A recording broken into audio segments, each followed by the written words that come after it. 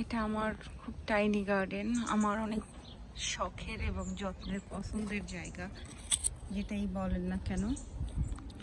ওখানে কিছু পুঁইশাক গাছ আছে 2টার মতো, এখানে মিষ্টি কুমড়া গাছ, এটি হচ্ছে লাউ গাছ। লাউ গাছটা 5-6 হাত লম্বা হয়েছে।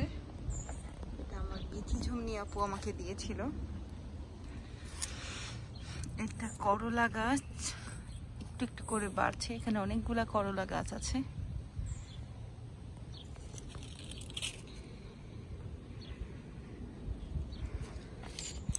এটা মিন্ট, এটা আমার আন্টি দিয়েছিল, আমার ফ্রেন্ড সামির আম্মা আন্টি।